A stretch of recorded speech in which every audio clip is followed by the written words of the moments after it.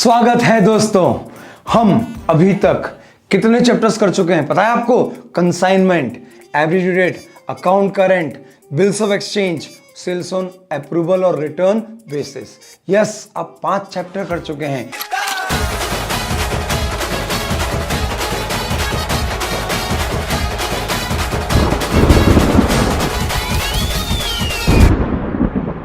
जो आपको guarantee 30 number exam में देगा। यानी अब 10 और आ गए तो आपका ये अटेम्प्ट में 40 नंबर तो हो गए, यानी अकाउंट्स में पास होने वाला हिसाब कंप्लीट। फिर उसके बाद we will target for examination, examination मतलब 60, और then we target for 80 and 90 and then 100। कोशिश करेंगे कि पूरा 100 मार्क्स का हम इस प्लेज में परफेक्टली कवर कर पाएं। यानी आप एग्जाम में मुझे याद करें, हाँ यार किसी ने पढ़ाया था, कि उसके पढ़ाने से पूरे एक एक कॉन्सेप्ट क्लियर हो गए। तो चलिए सरकार, आज हम 10 नंबर के लिए लड़ाई कर रहे हैं, और 10 नंबर की लड़ाई हमारी है एनपीओ के साथ, not for profit seeking making organisation. मालिक होता क्या है एनपीओ? देखो बहुत बड़ा चैप्टर है, एग्जाम पॉइंट ऑफ व्यू से बेहद इंपॉर्टेंट भी है, और लगभग हर अटेम्प्ट में 10 मार्क्स के लिए आता है। तो देखो मालिक, वैसे तो नॉर्मल रेगुलर बैच में मैं कम से कम इसको 15 दिन पढ़ाता हूं, करीबन 1.5 घंटे के हिसाब से, यानी अप्रॉक्स 22 आवर्स। अब हमें कोशिश करना है कि गागर में सागर समाना है, तो आप भी थोड़ी सी एफर्ट्स दीजिएगा, मैं भी कुछ बहुत अच्छे एफर्ट्स देता हूं, और इस पूरे चैप्टर को अगले 3-3.5 घंटे में बाइंड अप करता हूं। कॉन्सेप्चुअली पूरा आपके साथ डिस्कशन कर लूंगा, और एग्जाम्स में जितने क्वेश्चन यहां से आए हैं वो भी मैं आपके साथ डिस्कस करूंगा। तो चलिए मालिक, स्टार्ट करते हैं not for profit making organisation. मालिक, हमारी इकोनॉमी में अगर हम ध्यान से देखें तो 2 तरह के ऑर्गेनाइजेशन काम करते हैं। एक है प्रॉफिट मेकिंग ऑर्गेनाइजेशन, जो सीना ठोक के बोलते हैं कि यस हमने दुकान खोली है, कमाने के लिए खोली है, और दूसरे वो बोलते हैं कि नहीं बॉस, हमारा उद्देश्य प्रॉफिट कमाना नहीं है, ये सब तो मोहमाया है, यहीं छोड़ के चले जाना है, हमारा काम तो सेवा करना है, हम लोगों की सेवा करते हैं और हमें सेवा में ही संतोष मिलता है। अलग बात वो है कि उस सेवा के दौरान कुछ कमाई भी हो जाती है, लेकिन हमारा ऑब्जेक्टिव कमाना नहीं है। अब जैसे मेरे सामने 2 बड़े ऑर्गेनाइजेशन, जब मैं इंदौर में देखता हूं तो 2 बड़े ऑर्गेनाइजेशन दिखते हैं मेरे यहां पे। 2 बड़े बड़े हॉस्पिटल्स हैं, एक है अपोलो, यस अपोलो, और दूसरा है बॉम्बे हॉस्पिटल ट्रस्ट। दोनों बड़े नामी हॉस्पिटल हैं। अब ये जो अपोलो है ये बिल्कुल कंपनीज एक्ट के अंतर्गत रजिस्टर्ड हुआ है 1979, और सीना ठोक के बोलता है कि मैं प्रॉफिट कमाने के लिए पैदा हुआ हूं, और मैं कमाऊंगा और कमाने के लिए बना हूं। हाँ, वर्ल्ड क्लास सर्विसेज दूंगा, ये पक्का है। तो वहीं पैरेलली एक और हॉस्पिटल हमारे इंदौर में बड़ा फेमस है, वो है बॉम्बे हॉस्पिटल, और ये बॉम्बे हॉस्पिटल ट्रस्ट से गवर्न होता है, और ये बोलता है कि नहीं साहब, मेरी तो काम मानव सेवा करना है। लेकिन जब मैं इनके रेट चार्ट पढ़ता हूं, आजकल तो हॉस्पिटल होटल एक जैसे ही लगते हैं, और ये दोनों बिल्कुल ऐसे ही लगते हैं कि भाई 5 स्टार में चले गए हों। तो जब मैं इनके रेट चार्ट पढ़ता हूं, पैकेजेस देखता हूं, तो मुझे कोई अंतर खास नहीं दिखता। अपोलो भी उतना ही चार्ज कर रहा है जितना ये बॉम्बे हॉस्पिटल कर रहा है। तो मैं उस समय बड़ा कंफ्यूज हो जाता हूं कि यार एक बोल रहा है कि मैं कमाने के लिए बनाऊं, और एक बोल रहा है नहीं कमाना मेरा उद्देश्य नहीं है, लेकिन ले तो वो उतनी फीस रहा है जितनी अपोलो ले रहा है, और कई बार तो इनके पैकेजेस अपोलो से भी ज्यादा हैं। तो समझ में नहीं आता है यार, बहुत कंफ्यूजन है बाप। मतलब ई गोला पे क्या चल रहा है समझ में नहीं आ रहा। एक बोल रहा है मैं कमाने के लिए बैठा हूं और कम ले रहा है, और दूसरा बोल रहा है नहीं मैं कमाने नहीं बैठा तो भी ज्यादा ले रहा है। बहुत लुल हो गया है साहब इस गोले का हिसाब किताब, सच्ची बोल रहा हूं। हाँ, तो अब ये जो ऑर्गेनाइजेशन है, इनको मैं कैसे डिफरेंशिएट करूं कि एक प्रॉफिट मेकिंग है और एक not for profit making organisation है? तो मालिक, हिसाब किताब सिंपल सा है कि कानून कहीं पर भी किसी एनपीओ को प्रॉफिट कमाने से नहीं रोक रहा। सुनना, मेरे शब्द सुनो, कोई भी कानून एनपीओ को प्रॉफिट कमाने से नहीं रोक रहा। यानी वो ये नहीं बोल रहा कि अगर आप एनपीओ हो तो आप प्रॉफिट नहीं कमा सकते, क्योंकि वो ये बोल रहा है कि हम प्रॉफिट कमाने के लिए नहीं बने। यानी हमारा प्राइमरी ऑब्जेक्टिव बनने का प्रॉफिट कमाना नहीं था, लेकिन अपने ऑब्जेक्टिव को सर्व करते करते अगर हमें प्रॉफिट हो रहा है तो उसमें भी कोई परहेज नहीं है। हाँ, बस अंतर इतना है कि जब एक प्रॉफिट मेकिंग ऑर्गेनाइजेशन की बात करूंगा तो वो ऑर्गेनाइजेशन सीना ठोक के बोल रहा है कि मैं प्रॉफिट कमाने के लिए पैदा हुआ हूं, और जिन्होंने मेरे में पैसा लगाया है, मेरे इन्वेस्टर्स, मेरे शेयर होल्डर, मेरा मालिक, मेरा प्रोप्राइटर, बकायदा वो इस प्रॉफिट को घर लेकर भी जाएगा। लेकिन जब मैं बात करता हूं एनपीओ की, तो एनपीओ बोलता है कि साहब मेरा कोई मालिक ही नहीं है, मैं मालिक से विहीन हूं, मैं तो बस पैदा हुआ हूं किसी ट्रस्ट के साथ। यानी इन ऑर्गेनाइजेशन का गठन, इन ऑर्गेनाइजेशन का इनकॉर्पोरेशन एक ट्रस्ट के साथ होता है, और ट्रस्ट में ट्रस्टी होते हैं, मालिक, owner, share holder, partner, proprietor नहीं होते। तो मालिक जब प्रोप्राइटर ही नहीं है, पार्टनर ही नहीं है, शेयर होल्डर ही नहीं है, तो प्रॉफिट लेके कौन जाएगा? कद्दू। अरे कौन? जब मालिक ही नहीं है तो बटेगा किसमें? तो एनपीओ में प्रॉफिट तो होते हैं, लेकिन जो बात एनपीओ को एक प्रॉफिट मेकिंग ऑर्गेनाइजेशन से डिफरेंशिएट करती है वो ये है कि कमाते दोनों हैं, लेकिन एक अपनी कमाई अपने मालिकों में बांटता है, और दूसरा कि कोई मालिक ही नहीं है तो बांटेगा कैसे? तो ये जो कमाई हुई ये उन्हीं उद्देश्यों में री इन्वेस्ट हो जाती है जिस पर्पस के लिए इन एनपीओस को इनकॉर्पोरेट, इन एनपीओस का गठन किया गया है।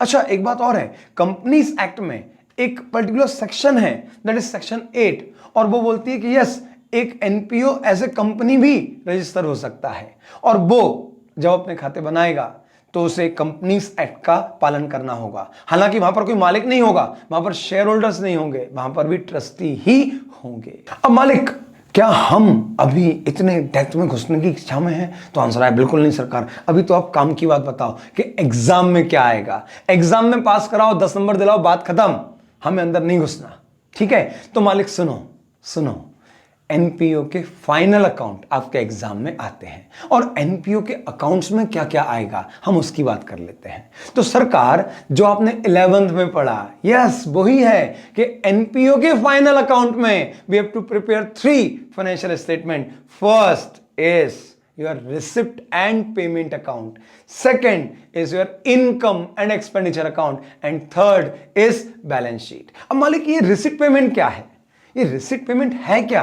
तो आंसर आया बहुत simple, receipt payment is absolutely similar to your cash and bank account.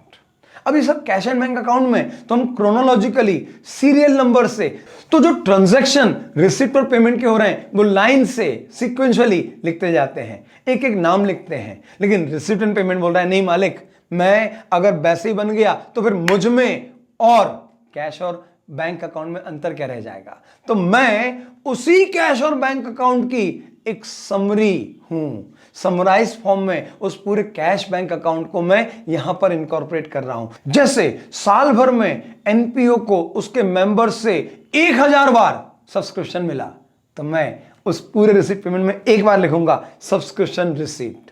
यानी इतने सारी एंट्रीज जो कैश बुक में हुई थी, 1000 एंट्री, वो एक नाम से जाएगी सब्सक्रिप्शन रिसिप्ट। मैंने अपने 12 अलग अलग लोकेशन पर मैंने जगह ले रखी किराए पर, तो उन 12 जगह पर मैंने 12 महीने में 144 बार 144 टाइम्स किराए पे किया है। यानी बकायदा मेरे कैश बैंक में 144 एंट्री आई हैं किराए पे करने की। जब रिसिप्ट पेमेंट बनेगा तो इन 144 बार जो मैंने किराए का टोटल अमाउंट पे किया वो एक लाइन से जाएगा, बाय रेंट पेड। मेरे करीबन 80 एम्प्लॉय हैं, उनको मैं 12 महीने में 12 बार सैलरी दे रहा हूं, तो इसका मतलब 80 × 12 960 बार मैंने सैलरी पे करी है। मैंने 960 एंट्री करी है, या हर महीने एक एंट्री तो करी है बाय सैलरी, तो उन सबको टोटल करके यहां पर ले आऊंगा। मुझे 100 बार डोनेशन मिली, वो 100 बार यहां आ जाएगी। तो मालिक, receipt and payment is a basically summarised cash and bank account of an NPO. तो मालिक, ये जो रिसिप्ट पेमेंट है, it is a summarised cash and bank account of NPO. यहां पर आप साल भर में जितना पैसा आपको मिला है, आया है, और जितना पैसा गया है, वो सब इनकॉर्पोरेट करेंगे। अच्छा, एक बहुत अच्छी बात है कि ये जो रिसिप्ट पेमेंट है ना, ये बिल्कुल भेदभाव नहीं करता कि यार तुम भैया कैपिटल नेचर के ट्रांजैक्शन हो, नहीं तुम रेवेन्यू नेचर के हो, तुम आ सकते हो, तुम नहीं आ सकते। नहीं नहीं नहीं नहीं नहीं, कोई अंतर नहीं पड़ता। तुम भैया पैसा लेकर आए हो, तुम्हारा स्वागत है। तुम पैसे लेके गए हो, हाँ तुम्हारा भी स्वागत है, तुम्हें लिखा जाएगा, फिर भले तुम कैपिटल नेचर के हो या तुम रिसिप्ट नेचर के हो। तुम्हारा स्वागत है, चाहे तुम कैपिटल नेचर के हो या तुम रेवेन्यू नेचर के हो। अच्छा, फिर एक और चीज, हम जनरली क्या बोलते हैं, देखो पैसा आया तो फिर ये ढूंढते हैं कि इसके ऊपर ठप्पा किस साल का लगा है, इस साल का, पिछले साल का, अगले साल का। लेकिन रिसिप्ट में बोलता है हट, काय का ठप्पा, इस साल पैसा आया, इस साल पैसा गया, बात खत्म। वो इस साल का ट्रांजैक्शन है, मारो डी करो है, उसे हम कहीं और नहीं भेजेंगे। तो रिसिप्ट पेमेंट में एक बात और, यहां पर ट्रांजैक्शन कैश बेसिस पर रिकॉर्ड होते हैं। इसका मतलब यह हुआ कि चाहे वो कैश इस साल से रिलेटेड हो, चाहे वो पिछले साल से रिलेटेड हो या वो अगले साल से रिलेटेड हो, अगर इस साल पैसा आया है या इस साल पैसा गया है तो वो रिसिप्ट पेमेंट में जरूर जरूर जरूर आएगा ही आएगा। यानी उसे कोई अंतर नहीं पड़ता कि ट्रांजैक्शन, रिसिप्ट या पेमेंट कैपिटल नेचर का है या रेवेन्यू नेचर का, या वो इस साल का है, पिछले साल का है, अगले साल का है, आउटस्टैंडिंग का पेमेंट हुआ है या प्रीपेड मिला है, तो सब अगर इस साल मूवमेंट में हुआ है तो वो इस साल के रिसिप्ट पेमेंट में ही आएगा। दूसरा फाइनेंशियल स्टेटमेंट जो एनपीओ बनाएगा वो होगा इनकम एंड एक्सपेंडिचर अकाउंट। एक मिनट मालिक, हम तो ट्रेडिंग पीएल बनाते हैं प्रॉफिट निकालने के लिए, तो यहां इनकम एंड एक्सपेंडिचर क्यों बन रहा है? तो आंसर बहुत सिंपल है, NPO is providing services. NPO सेवाएं देने के लिए बना है, वो माल बेचने या खरीदने का काम नहीं कर रहा है। इसलिए चूंकि वो ट्रेडिंग एक्टिविटी नहीं कर रहा, वो सर्विसेज प्रोवाइड कर रहा है, इसलिए वो बनाएगा अपना इनकम एंड एक्सपेंडिचर अकाउंट। नहीं सर, लेकिन हमने सुना है कई बार, जैसे एनपीओ है और उसमें हॉस्पिटल है और हॉस्पिटल में मेडिकल शॉप है, तो वो तो दवाइयां बेच रहा है। एब्सोल्युटली, वो तो लोगों का इलाज कर रहा है और खूब सारा पैसा एज ए फीस ले रहा है। तो वो, अच्छा, कई एनपीओ होते हैं रिक्रिएशनल क्लब, जैसे फुटबॉल क्लब, जैसे कोई पब्लिक क्लब जहां पर रोज रात को महफिलें जमती हैं, तो वहां तो दारुएं चलती हैं, बार खोला रहता है, तो वहां पर तो माल बिक रहा है ना, लेकिन फिर भी वो इनकम एंड एक्सपेंडिचर बनाएगा। क्यों बनाएगा? क्योंकि वो बार उस क्लब की एक बहुत सारी एक्टिविटीज में एक एक्टिविटी का हिस्सा है। यानी बार खोलने के लिए एनपीओ नहीं बना था, एनपीओ तो उसके मेंबर के रिक्रिएशन के लिए बना था और उसमें से एक एक्टिविटी बार है। तो आप उस बार के लिए एक सेपरेट वर्किंग नोट बनाओ और वहां से निकालो कि इस बार की एक्टिविटी का नेट सरप्लस और डेफिशिएंसी क्या है, और उसको लेकर एनपीओ के इनकम एक्सपेंडिचर में आओ। यानी इनकम एंड एक्सपेंडिचर बार का नहीं बन रहा, इनकम एंड एक्सपेंडिचर एनपीओ का बन रहा है, जिसमें 1760 एक्टिविटीज हो रही हैं और उसमें से एक एक्टिविटी बार है। उसमें एक एक्टिविटी मेला भी लगेगा, मेला दिलों का लगेगा, तो उसमें बहुत सारा पैसा आएगा और बहुत सारा जाएगा। तो जब आप इनकम एंड एक्सपेंडिचर बनाएंगे तो वहां पर आप अपनी सारी एक्टिविटीज की समरी बता रहे हैं कि हमने ये एक्टिविटी करी और इन एक्टिविटीज से इतना सरप्लस या इतनी डेफिशिएंसी जनरेट हुई है। तो वहां पर उस मेले का जो हिसाब किताब आएगा वो भी यही आएगा कि इस मेले की एक्टिविटी से नेट इतना पैसा इनकम के तौर पे आया या नेट इतना खर्चा हो गया। फिर अगर आपने कोई एनुअल फंक्शन करे तो उस एनुअल फंक्शन का भी हिसाब यही होगा। मतलब समझो मैं क्या समझाने की कोशिश कर रहा हूं, ये जो इनकम एंड एक्सपेंडिचर है ये एक्टिविटी वाइज नहीं बन रहा, ये इनकम एक्सपेंडिचर पूरे ऑर्गेनाइजेशन का बन रहा है जिसमें बहुत सारी अलग अलग एक्टिविटीज होंगी। तो उन एक्टिविटीज का जो नेट एसेंस आएगा, जैसे बार चलाया तो बार से जो नेट सरप्लस आया वो यहां आएगा। जैसे मैंने मेला लगाया और मेला लगा के सरप्लस आया या मेला लगाने में डेफिशिएंसी आई, वो यहां पे आएगा। कोई चैरिटी शो करा, कोई वैरायटी शो करा, तो उसका जो नेट एसेंस है सिर्फ वो यहां पर आएगा। यानी यहां तो बनेगा इनकम एंड एक्सपेंडिचर अकाउंट ही। अब इनकम एंड एक्सपेंडिचर बन क्यों रहा है? तो बहुत सिंपल है, एनपीओ ये जानना चाह रहा है कि साल भर में जो उसने लोगों की सेवाएं करी और उन सेवाओं से उसको इस साल कितना मेवा मिला है या कितना मेवा चला गया है। यानी income and expenditure is ascertaining profit और लॉस, सिंपल भाषा में बोले, टेक्निकल भाषा में बोले तो सरप्लस और deficiency of the NPO during the year. तो अगर ये प्रॉफिट एंड लॉस अकाउंट है तो यहां कैपिटल और रेवेन्यू में डिफरेंशिएशन किया जाएगा। यानी अगर आप एक असेट्स खरीद कर लाए हैं तो वो इनकम एंड एक्सपेंडिचर में नहीं आएगी, रिसीट पेमेंट में आएगी क्योंकि पैसा गया है, लेकिन इनकम एंड एक्सपेंडिचर में उसका अगर कोई डेप्रिसिएशन लगाए तो आएगा। कोई असेट्स बेची तो वो यहां नहीं आएगी, हाँ, लेकिन उसको बेच के जो प्रॉफिट या लॉस हुआ वो यहां पर आएगा। फिर अगर कोई डोनेशन मिली और डोनेशन रेवेन्यू नेचर की है तो वो यहां जाएगी, लेकिन अगर वही डोनेशन कैपिटल नेचर की हुई तो वो यहां नहीं आएगी। और फिर यहां हम चूंकि इस साल के लिए सरप्लस या डेफिशिएंसी, प्रॉफिट या लॉस कैलकुलेट कर रहे हैं, तो फिर हमें यह भी चेक करना पड़ेगा कि वो खर्चा और वो इनकम इसी साल की है या किसी और साल की है। अगर वो खर्चा इनकम इस साल का है तो वो इस साल के इनकम एक्सपेंडिचर पीएनएल में आएगा, लेकिन अगर वो सिर्फ पेमेंट है और वो था लास्ट ईयर का तो वो इस साल के इनकम एक्सपेंडिचर में नहीं आएगा, रिसीट पेमेंट में आएगा। तो income expenditure, yes, differentiate revenue and capital receipt and payment, and further they also prepared on accrual basis, not on cash basis। तो ये बनेंगे accrual basis पर, तो यहां पर बकायदा वो सब कुछ आएगा, outstanding, prepaid, advance, accrued but not due, accrued but due, ये सब कुछ यहां पर आएगा। और एक्चुअली हमको बस यही तो सीखना है। मजेदार बात यह है कि अगर मैंने एनपीओ में ये सारी चीजें अच्छे से कर ली तो मेरा जो अगला चैप्टर है फाइनल अकाउंट, उसमें बड़ी आसानी हो जाएगी, क्योंकि वो भी तो फाइनल अकाउंट में यही बनवा रहा है, वो बस रिसीट पेमेंट नहीं बनवा रहा, ट्रेडिंग P&L और बैलेंस शीट बनवा रहा है। तो मतलब एक तीर से दो शिकार, तो मतलब एक तीर से हम दो निशाने मारेंगे, क्योंकि ये जो चीज हम सीखेंगे ये यहां भी काम आएगी और फाइनल अकाउंट में भी काम आएगी। चलो मालिक, अब हम आते हैं तीसरे फाइनेंशियल स्टेटमेंट ऑफ एनपीओ पर, और वो क्या है मालिक? वही बैलेंस शीट, सिंपल। तो बैलेंस शीट में क्या आएगा? Balance sheet shows the financial position, और position is govern by assets and liabilities. तो बैलेंस शीट में कुल मिला के तीन चीज आती हैं, एसेट्स, लायबिलिटी और कैपिटल। और मालिक एनपीओ में तो कोई मालिक ही नहीं है, तो फिर यहां पर कैपिटल कैसे हो सकती है? एब्सोल्युटली। तो यहां पे कैपिटल नहीं है, बल्कि यहां पे होता है कॉर्पस, और कॉर्पस को टेक्निकली बोलते हैं फंड। और फंड के दो नाम है, या तो जनरल फंड या कैपिटल फंड। अब बैलेंस शीट में आएगा क्या? तो सरकार वही आएगा जो आप बचपन से करते आ रहे हैं, एसेट साइड, सारी एसेट्स, सारी long term assets, fix assets, current assets, cash, prepaid, ये सब चीजें जाएंगी। Accrued income, not received. जबकि लायबिलिटी साइड क्या आएगा? तो सारी outside liability, long term liability, short term liability, जो सारे फंड आए हैं, फंड मतलब जो डोनेशन आई है किसी स्पेसिफिक पर्पस के लिए और जिनका अभी तक यूज नहीं हुआ है, वो फंड आ जाएंगे। फिर इसके अलावा कैपिटल को रिप्लेस करेगा यहां पर जनरल फंड या कैपिटल फंड। और इसमें आएगा क्या क्या? तो पहली चीज opening balance of general fund plus इस साल का सरप्लस या माइनस इस साल की डेफिशिएंसी, और थर्ड कोई कैपिटल नेचर का फंड जो इस साल कैपिटलाइज हुआ है, समझाऊंगा, टेंशन मत लो।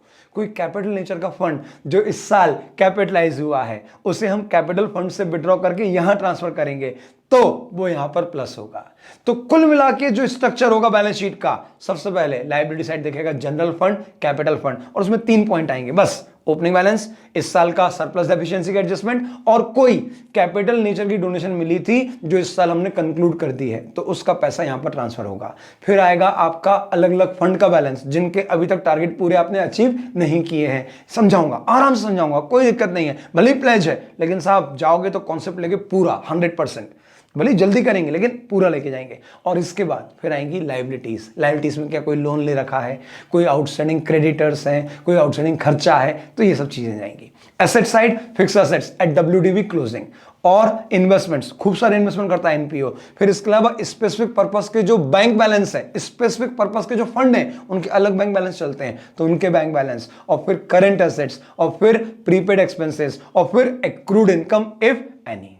अब एक बार मैं इस डायग्राम में पूरी समरी आपके सामने शेयर कर रहा हूं, यानी ये आपका बेस हो जाएगा। इसको आपने अच्छे से निपटा लिया, अगर इसको आपने अच्छे से कर लिया तो आपको तीनों फाइनेंशियल स्टेटमेंट एक साथ एक जगह पर अवेलेबल हो जाएंगे। तो पहला रिसीट पेमेंट, क्या लिखा है? It is a summary cash book. ये ट्रू फॉल्स में बहुत काम आएगा।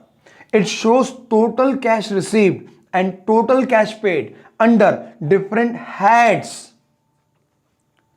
हेड्स मतलब, हाँ मतलब जैसे सब्सक्रिप्शन बोला तो सब्सक्रिप्शन का पूरा पैसा इस साल कितना आया, सैलरी बोला तो सैलरी का पूरा पैसा इस साल कितना गया, अगर मैंने बोला फंड तो फंड के अंतर्गत पूरा पैसा कितना आया एक साथ, डोनेशन बोला तो डोनेशन के अंतर्गत पूरा पैसा कितना आया एक साथ।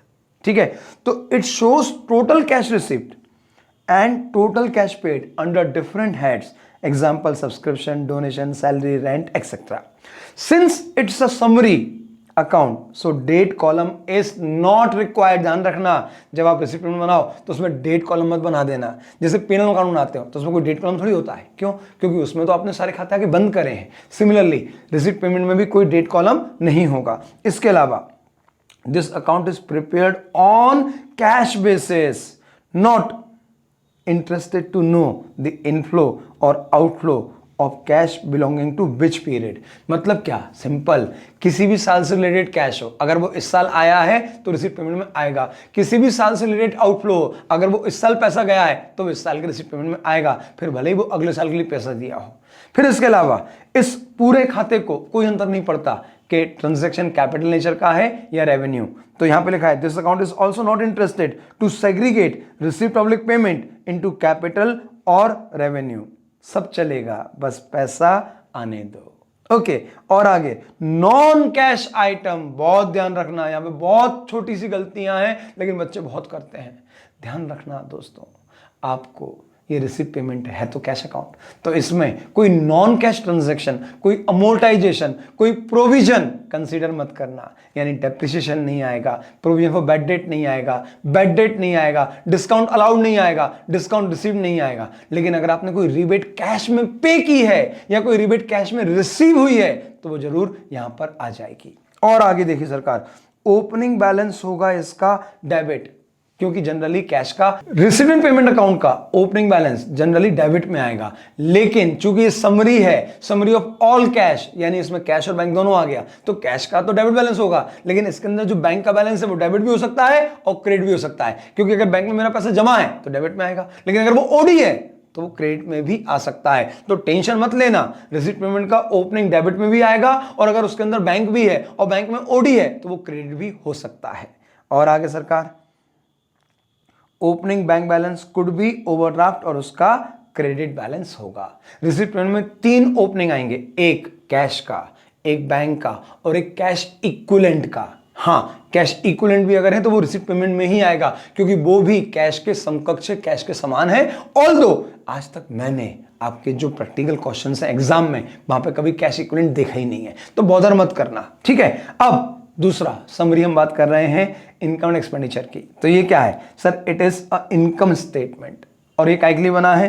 तो it is prepare to ascertain net surplus, मतलब प्रॉफिट, और डेफिशिएंसी यानी losses for the accounting year. तो जब फॉर द अकाउंटिंग ईयर की बात कर रहे हैं तो बाकायदा ये एक्रूअल सिस्टम पे बनेगा, यानी पैसा मिला या नहीं मिला, अगर वो इस साल का है तो इस साल की इनकम माना जाएगा, भले पे किया है नहीं करा, अगर वो खर्चा इस साल का है तो इस साल के इनकम एक्सपेंडिचर में ही आएगा। तीसरा point, here be consider revenue expenses in income only, यानी अगर कोई सब्सक्रिप्शन और डोनेशन और फीस और कमीशन और सैलरी और किराया है तो वो यहाँ आएगा, लेकिन अगर वही डोनेशन किसी फिक्स असेट्स के लिए मिल गई तो वो यहाँ पे नहीं आएगी। हाँ, डेप्रिसिएशन आएगा, यानी यहाँ पे cash as well as non cash दोनों खर्चे आएंगे, लेकिन कैपिटल लेजर खर्चे और कैपिटल लेजर की रिसिप्ट यहाँ पर नहीं आएगी।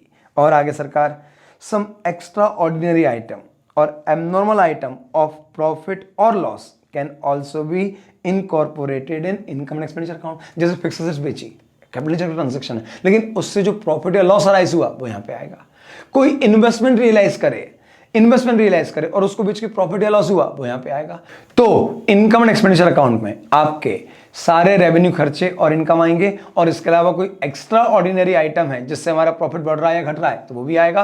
और कैपिटल असेट्स के बेचने पर, इन्वेस्टमेंट के बेचने पर अगर कोई प्रॉफिट लॉस हुआ है तो वो भी यहीं पर आएगा। अगर क्रेडिट ज्यादा है इनकम एक्सपेंडिचर में और डेबिट कम है तो it is a surplus, it is a profit, it will be added to capital fund, general fund. और इसका उल्टा हुआ, डेबिट ज्यादा क्रेडिट कम, तो it should be a loss, deficiency, और ये जनरल फंड में माइनस होगी। सारे खर्चे जो एक्रू हुए इस साल वो डेबिट होंगे, और सारी इनकम जो इस साल आपने अर्न करी वो क्रेडिट की जाएंगी। चलो अब बैलेंस शीट के बारे में बात करें। तो बैलेंस शीट पहली बात is a statement not an account. Balance sheet statement है, अकाउंट नहीं है, जबकि इनकम एंड एक्सपेंडिचर अकाउंट है। रिसिप्ट पेमेंट बोलते अकाउंट है लेकिन actually it is a summary statement. Okay, तो balance sheet is a statement not an account.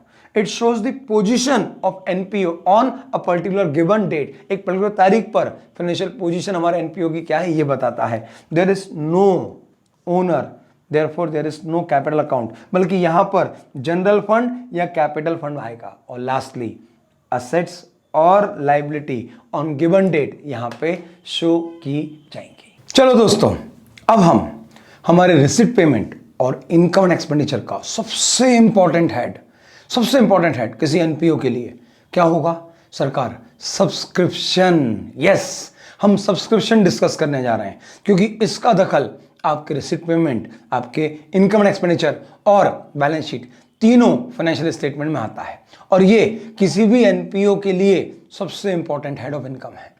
अब समझो, ये जो सब्सक्रिप्शन हेड है ये हर एक एनपीओ में लागू नहीं होगा।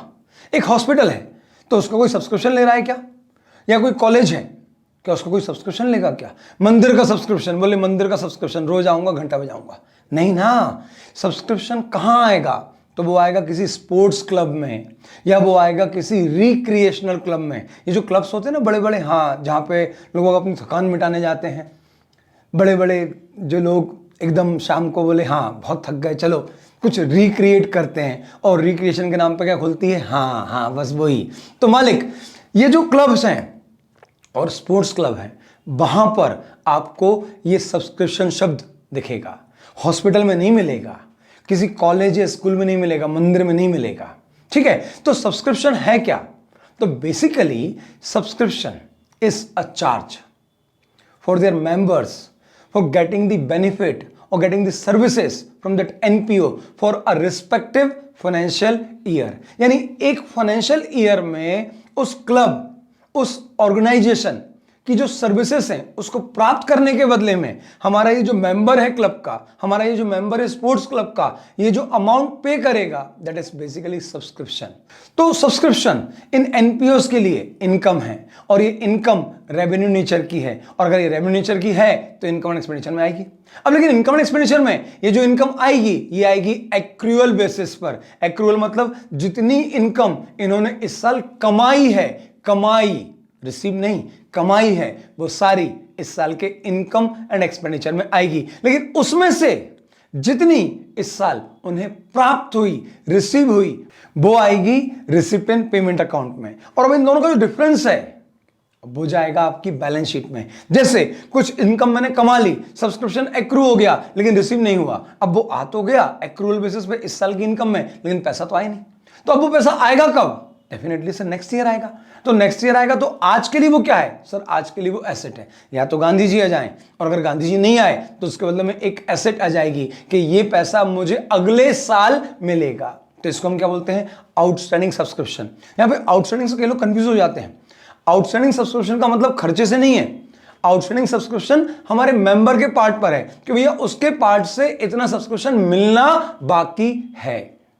तो आउटस्टैंडिंग सब्सक्रिप्शन को यहां पे खर्चों के साथ ना जोड़ा जाए, बल्कि एज ए इनकम माना जाए। और ये वो सब्सक्रिप्शन है जो हमने कमा तो लिया लेकिन रिसीव नहीं हुआ। तो in closing balance sheet it will be shown as an assets under the heading current assets. और अगर आपके पास एक फाइनेंशियल ईयर है, मान लो 19-20, और 19-20 के प्रारंभ में लास्ट ईयर या लास्ट ईयर्स से रिलेटेड कोई सब्सक्रिप्शन न मिलना बाकी था, तो वो भी जो ओपनिंग बैलेंस शीट बनेगी, अगर जरूरत पड़ी तो, क्योंकि ज्यादातर क्वेश्चन जो 10 मार्क्स के लिए आएंगे वहां पर आपको एक ओपनिंग बैलेंस शीट भी बनाना पड़ेगी, तो उस ओपनिंग बैलेंस शीट में एज एन एसेट्स शो की जाएगी। तो कुछ रईस लोग भी होंगे हमारे ऑर्गेनाइजेशन में, बड़े बड़े सेठ, तो वो क्या करेंगे कि आपको 1 साल के बजाय 1 से ज्यादा साल का सब्सक्रिप्शन दे देंगे। बोलेंगे घड़ी घड़ी परेशान मत करना, ये पैसे दे दिए, अब जब ये खत्म हो जाए तब फिर से आ जाना, फिर हम अगले 2-3 साल के इकट्ठा दे देंगे। तो ऐसे केस में पैसा तो मिल गया, और पैसा इस साल तो छोड़ो अगले 2 साल का और मिल गया। अब पैसा तो मिल गया और पैसा इस साल का तो छोड़ो अगले 2 साल का भी मिल गया। तो रिसिप्ट पेमेंट जो कैश बेसिस बन रहा है वहां पर तो आ जाएगा कि subscription receive for current year as well as for next 2 year. लेकिन जो इनकम एंड एक्सपेंडिचर बन रहा है, जो इस साल की नेट इनकम निकालना चाह रहा है, वो बोलेगा नहीं मालिक, आपने भले ही दे दिया 3 साल का, लेकिन इस साल तो मैं एज ए इनकम सिर्फ इस साल की इनकम बुक करूंगा, और अगले 2 साल का जो सब्सक्रिप्शन आपने हमको दिया है वो हमारी लाइबिलिटी हो गई। अब वो हमारी लाइबिलिटी है क्योंकि अब हमको अगले 2 साल तक आपको सर्विसेज देना पड़ेंगी, पैसे नहीं मिलेंगे। क्यों? क्योंकि पैसे तो आपने इस साल ही दे दिए। तो advance subscription is your liability, क्योंकि उसके बदले में परफॉर्मेंस देना बाकी है। तो ये आपकी लाइबिलिटी है। तो क्लोजिंग बैलेंस शीट में एज ए लाइबिलिटी शो होगा under the heading current liability. Similarly अगर लास्ट ईयर आपके मेंबर्स ने कुछ एडवांस दे रखा था, तो वो आपकी ओपनिंग बैलेंस शीट में एज ए लायबिलिटी अपीयर होगी। अब अगर आपके पास पहले से एडवांस पड़ा है इस साल के लिए, तो वो बंदा फिर से आपको क्यों पैसा देगा? बिल्कुल नहीं देगा, लेकिन आपको उससे एज ए इनकम बुक करना है। तो इस साल का जब हम सब्सक्रिप्शन इनकम बुक करेंगे तो उसमें क्या क्या आएगा? सर, इस साल सब्सक्रिप्शन जो रिसीव हुआ प्लस इस साल जो सब्सक्रिप्शन एक्रू हुआ लेकिन रिसीव नहीं हुआ, माइनस अगर इस साल के रिसिप्ट में ऐसी कोई रिसिप्ट शामिल है जो लास्ट ईयर एक्रू हो गई थी बस मिली इस साल, तो वो इस साल की इनकम नहीं है, वो सिर्फ रिकवरी फ्रॉम डेटर्स है, तो वो माइनस करना पड़ेगी। तो इसी का उल्टा, अगर कोई एडवांस सब्सक्रिप्शन मुझे मिला है इस साल लेकिन मिला वो अगले सालों के लिए है, तो वो मेरी इस साल की इनकम नहीं है, सिर्फ रिसिप्ट है, तो उसे मैं माइनस करूंगा। तो सिमिलरली लास्ट ईयर जो एडवांस दे रखे थे, जो इस साल एक्रू हुए, जिसके बदले में इस साल हमने सेवाएं दी, तो वो इस साल की एज ए इनकम बुक की जाएगी और हमारी लायबिलिटी जो हमने बुक कर रखी थी इन द नेम ऑफ, और जो हमारी लायबिलिटी हमने बुक कर रखी थी in the name of advance subscription, वो इस साल रिवर्स होके इनकम में कन्वर्ट हो जाएगी। तो आपके सब्सक्रिप्शन में क्या आएगा, एक बार जल्दी से रीड आउट कर लेते हैं। Generally this head of income is observed in recreational club or sports club. They will not be observed in hospital, schools, colleges, etc. दूसरा, charges levied by NPO on their members for availing services from NPO during the year, यानी सिर्फ एक साल की सेवाओं के बदले में लिया गया पैसा है ये, इसलिए रेवेन्यू नेचर का कहलाएगा। This is annual charge, so it's a revenue received to NPO. And lastly, this is the main source of income of NPO and most important calculation to us for solving practical question। जो हमारे exam में question आएंगे वहां पे आपके 10 में से 2 number केवल सब्सक्रिप्शन के लिए अलोकेटेड होंगे। पूरी स्टेप मार्किंग होती है, ये करा तो 2 नंबर, ये कर दिया तो 1 नंबर, ये नहीं करा तो 1 नंबर नहीं मिलेगा, ऐसे पूरी मार्क्स बढ़ते हैं। तो इस पर्टिकुलर काम के लिए आपको कम से कम 2 नंबर एग्जाम में मिलेंगे। चलो और आगे बढ़ते हैं। This head provide data for all financial statement, अभी बोला था रिसिप्ट पेमेंट में भी आएगा सब्सक्रिप्शन रिसीव, इनकम एक्सपेंडिचर में भी आएगा सब्सक्रिप्शन ऑन, और बैलेंस शीट में भी आएगा आउटस्टैंडिंग सब्सक्रिप्शन और एडवांस सब्सक्रिप्शन। चलो और देखें आगे। Subscription received during the year is debited in receipt payment account. Received बोला, कमाया नहीं बोला। रिसीप्ट में सारा आ जाएगा, लास्ट ईयर मिलना बाकी था इस साल मिला, आ गया। अगले साल का इस साल मिल गया, वो भी आ गया। और इस साल का जो था, जो इस साल मिलना था, वो तो आएगा ही आएगा। तो मतलब रिसिप्ट पेमेंट में कुल सब्सक्रिप्शन जो रिसीव हुआ वो आएगा। इसके अलावा सब्सक्रिप्शन अर्न और एक्रूड, यानी ऐसा सब्सक्रिप्शन जो अर्न हुआ या जो हमने अर्न किया या जो एक्रू हुआ, तो सब्सक्रिप्शन जो इस साल हमने अर्न किया, एक्रू किया, वो as a income and expenditure में क्रेडिट होगा, क्योंकि है तो पेनल अकाउंट। इनकम एंड एक्सपेंडिचर पेनल अकाउंट ही है, रूल तो वही है। सारे खर्चे जो ड्यू हुए ड्यूरिंग द ईयर डेबिट होंगे और सारी इनकम जो हमने इस साल कमाई वो क्रेडिट होंगी। तो सब्सक्रिप्शन जो हमने अर्न किया during the year, doesn't matter मिला या नहीं मिला, वो यहां पर क्रेडिट होगा। चलो सरकार और आगे। एडवांस सब्सक्रिप्शन है या कोई आउटस्टैंडिंग सब्सक्रिप्शन है तो वो बैलेंस शीट में आएगा। एडवांस सब्सक्रिप्शन लायबिलिटी और outstanding subscription asset. Closing advance, closing balance sheet में liability side. Opening advance, opening balance sheet में liability side. Closing outstanding, closing balance sheet में एसेट साइड। और क्लोजिंग और opening outstanding, opening balance sheet में asset side आएगा। अब सरकार ये कैलकुलेशन जो ही सबसे इंपॉर्टेंट है, तो इसके बाकायदा मार्क्स भी मिलेंगे। तो यहां आपको किसी क्वेश्चन में रिसीप्ट पेमेंट दिया जाएगा और एडिशनल इंफॉर्मेशन में आपको दिया जाएगा आउटस्टैंडिंग और एडवांस की डिटेल। तो वहां पर आपको कैलकुलेट करना पड़ेगा subscription due during the year. और ड्यू कैसे निकालोगे? तो वही एक्रूअल वाला रूल जो इस साल हमने प्राप्त किया, received during the year, received during the year, subscription received during the year. अब इस रिसिप्ट के अलावा इस साल हमने कुछ और कमाया था, हमारे कुछ मेंबर थे बदमाश, सेवाएं ले गए, पैसे नहीं दिए, हाँ तो कोई बात नहीं, हमने कौन सा माफ कर दिया, हम कल ले लेंगे। तो इनकम तो उनकी आज ही बुक होगी, फिर भले ही वो पैसा हमें कल चुकाएं। तो जो सब्सक्रिप्शन ऑन हो गया लेकिन रिसीव नहीं हुआ, वो इस साल की इनकम में आएगा और उसे हम ऐड करेंगे। तो ऐड क्लोजिंग आउटस्टैंडिंग सब्सक्रिप्शन, तो ऐड क्लोजिंग आउटस्टैंडिंग सब्सक्रिप्शन। अब मालिक, इस subscription received during the year में अगर ऐसा कोई सब्सक्रिप्शन रिसीव हुआ है जो लास्ट ईयर अर्न हो गया था, जो सिर्फ रिसीव इस साल हुआ, तो मालिक उसकी कमाई तो हम last year as income book कर चुके हैं। अब एक चीज दो बार इनकम में तौर पर आएगी नहीं, एक चीज दो बार एज इनकम तो बुक होगी नहीं, क्योंकि इसको आप as income last year book कर चुके हैं, तो इस साल वो सिर्फ प्राप्त हुआ है, रिसीव हुआ है, बिल्कुल similar to collection from debtor. अब कलेक्शन फ्रॉम डेटर थोड़ी पीएनएल में आता है, बिल्कुल।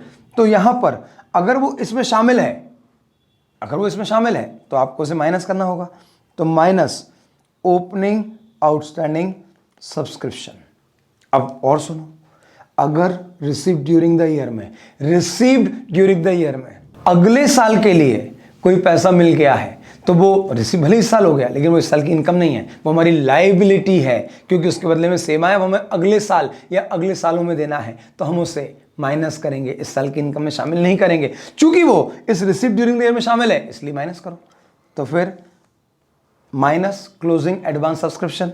तो इसका बिल्कुल उल्टा, ऐसा सब्सक्रिप्शन जो एडवांस में इस साल के लिए लास्ट ईयर ही मिल चुका है, तो लास्ट ईयर आपने उसको एज लायबिलिटी बुक किया था, क्यों? क्योंकि उसके बदले में सेवाएं तो इस साल में देनी थी, और इस साल हमने सेवाएं दी, तो भले ही पैसा लास्ट ईयर मिल गया, लेकिन इनकम तो इस साल बुक करेंगे। तो ऐड करेंगे ओपनिंग एडवांस सब्सक्रिप्शन।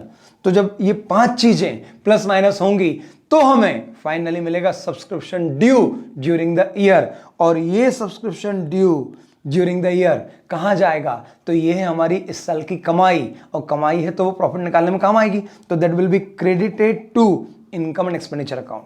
तो वहीं subscription received during the year will be debited to received payment account, क्योंकि उसको मतलब नहीं है किस साल का है ना, उसको मतलब है इस साल रिसीव हुआ, बात खत्म। अब मालिक क्लोजिंग आउटस्टैंडिंग सब्सक्रिप्शन आपकी एसेट है, ईयर एंड पे मिलना बाकी है, बैलेंस शीट में एसेट साइड। तो ओपनिंग आउटस्टैंडिंग सब्सक्रिप्शन भी आपकी एसेट है, लेकिन वो इस साल मिल चुकी है, तो अगर आपने ओपनिंग बैलेंस शीट बनाई तो उसमें आएगा। हाँ, अगर उसका कोई हिस्सा इस साल के अंत तक भी नहीं मिला, तो फिर क्लोजिंग बैलेंस शीट में उसका वो हिस्सा जो इस साल के अंत तक भी रिसीव नहीं हुआ, वो आ जाएगा। ठीक है, फिर क्लोजिंग बैलेंस शीट में लायबिलिटी साइड आएगा आपका क्लोजिंग एडवांस सब्सक्रिप्शन, तो vice versa opening advance subscription आपकी ओपनिंग बैलेंस शीट में एज ए लायबिलिटी शो किया जाएगा। तो मालिक ये हो गया सब्सक्रिप्शन ड्यू का हिसाब। अब लेकिन मालूम है आपको, एक पैटर्न और आता है आपके एग्जाम में। वैसे क्या मिलता है? रिसीट पेमेंट और इंफॉर्मेशन, और उसके वजह से बनता है इनकम एक्सपेंडिचर और बैलेंस शीट। लेकिन एक पैटर्न और है जहां पर वो आपको जहां पर वो आपको देगा इनकम एंड एक्सपेंडिचर। और लेकिन ये तो हम निकालते हैं, कोई बात नहीं, शांति रखो, कुछ और मिलेगा। तो अब अगर वो आपको बोल रहा है कि हमने आपको इनकम एक्सपेंडिचर दे दिया, तो आप एक काम करो, आप निकालो रिसीट पेमेंट। यानी अब इनकम एक्सपेंडिचर और बैलेंस शीट के बेस पर, या इनकम एंड एक्सपेंडिचर और इंफॉर्मेशन के बेस पर वो आपसे बोलेगा रिसीट पेमेंट बनाओ और बैलेंस शीट बनाओ। तो इनकम एक्सपेंडिचर में क्या आता है? Subscription due. तो रिसीट पेमेंट में क्या आएगा? Subscription receive. अब आपको इनकम एक्सपेंडिचर्स मिलेगा सब्सक्रिप्शन ड्यू, और आपको रिवर्स चल के कैलकुलेट करना पड़ेगा सब्सक्रिप्शन रिसीव। तो अब उसमें क्या क्या कंटेंट आएंगे, चलो देख लेते हैं। तो शुरुआत होगी आपकी सबसे पहले subscription due during the year, और ये कहां से मिला आपको? Credit side of income and expenditure account. ये लिख दिया अपन ने शान से। अब बताओ सब्सक्रिप्शन ड्यू में क्या शामिल है? सर, एक तो वो इनकम जो इस साल अर्न हुई और रिसीव हुई, और दूसरी वो जो इस साल अर्न तो हुई लेकिन रिसीव नहीं हुई। तो क्या रिसीट पेमेंट में वो इनकम आ सकती है जो रिसीव ही नहीं हुई? तो आंसर ऐसा बिल्कुल नहीं। तो अगर आपको ड्यू से रिसीट पे आना है, तो आप क्या करो, इसमें शामिल वो इनकम, इसमें शामिल वो इनकम जो शामिल तो है लेकिन उसके बदले में पैसा नहीं आया, तो अपन करेंगे माइनस। तो minus closing outstanding subscription, closing outstanding subscription. तो मालिक इस साल के सब्सक्रिप्शन ड्यू में एक सब्सक्रिप्शन नहीं आया, जो मिला तो है लेकिन आया नहीं है। क्यों? क्योंकि उसको आप as a income last year book कर चुके थे, यानी ओपनिंग आउटस्टैंडिंग सब्सक्रिप्शन इस साल के इनकम एक्सपेंडिचर में नहीं आया, लेकिन पैसा तो आया है। तो हमें रिसीट पेमेंट में तो उसको भी शामिल करना है जो इस साल रिसीव हुआ, फिर भले ही वो पिछले साल से रिलेटेड हो। तो मालिक यहां इसमें शामिल जो नहीं है लेकिन पैसा आया, उसे अपन ऐड करेंगे। तो मालिक ऐड होगा ओपनिंग आउटस्टैंडिंग सब्सक्रिप्शन। तो इसी का उल्टा एडवांस सब्सक्रिप्शन जो अगले सालों के लिए इस साल मिल गया, वो मेरी इनकम में शामिल नहीं हुआ, लेकिन साहब गांधी जी तो उसके बदले में भी आए हैं, तो रिसीट पेमेंट में तो शान से आएगा, फिर भले ही वो अगले साल के लिए क्यों ना मिला हो। तो वो चूंकि इस साल की इनकम में शामिल नहीं है, अर्न में शामिल नहीं है लेकिन रिसिप्ट में शामिल करना पड़ेगा। तो आप ऐड करोगे क्लोजिंग एडवांस सब्सक्रिप्शन, तो मालिक ये हो गया ऐड। और लास्टली जो इस साल की इनकम में शामिल है लेकिन जिसका पैसा लास्ट ईयर ही मिल गया था, तो आपने उसको एज ए इनकम तो शामिल कर लिया क्योंकि आपने उसकी सर्विसेज दी, एक्रूअल बेसिस तो सही बात है। लेकिन हमें चाहिए क्या, पैसा कितना आया, तो वो इस साल की इनकम में शामिल है लेकिन चूंकि पैसा उसका लास्ट ईयर ही मिल चुका था तो इस साल तो मिलने से रहा, तो आप उसे इस साल की इनकम में से माइनस करोगे तो रिसिप्ट निकल के आ जाएगा। तो माइनस होगा सरकार ओपनिंग एडवांस सब्सक्रिप्शन, और जब इतना सब प्लस माइनस करोगे तो आपको मिल जाएगा subscription received during the year, और ये जाएगा रिसीप्ट पेमेंट के डेबिट में। तो मालिक मैंने आपको इस लेक्चर में, इस वीडियो में क्या क्या दे दिया, एनपीओ क्या होता है, चलो एक जल्दी से फ्लैशबैक ले लेते हैं ना। हाँ जी, तो एनपीओ ऐसे ऑर्गेनाइजेशन है जो प्रॉफिट कमाने के उद्देश्य से नहीं बने हैं लेकिन कमा सकते हैं। हाँ, बस ये है कि वो कमाने के बाद उसको बांटेंगे नहीं बल्कि वो उन्हीं उद्देश्यों में यूज कर लेंगे जिस पर्पस के लिए उस एनपीओ का गठन हुआ है। यहां पर पार्टनर, प्रोप्राइटर, शेयर होल्डर नहीं होता, यहां पे ट्रस्टी होते हैं और वो भी मालिक नहीं होते, वो किसी ट्रस्ट पर काम कर रहे होते हैं। इसलिए यहां पर कैपिटल अकाउंट नहीं होगा, शेयर कैपिटल अकाउंट नहीं होगा, पार्टनर्स कैपिटल अकाउंट नहीं होगा, बल्कि होगा जनरल फंड या कैपिटल फंड। यहां एनपीओ को 3 फाइनेंशियल स्टेटमेंट बनाने होते हैं, एक रिसीट पेमेंट, दूसरा इनकम एक्सपेंडिचर और तीसरा बैलेंस शीट। जो रिसीट पेमेंट है उसमें summary of all cash receipt and payment आएगा, कोई अंतर नहीं पड़ता कैपिटल है या रेवेन्यू है, कोई अंतर नहीं पड़ता इस साल का है या लास्ट ईयर का है या अगले साल का है। पैसा आया है रिसीप्ट में आएगा, पैसा गया है क्रेडिट होगा।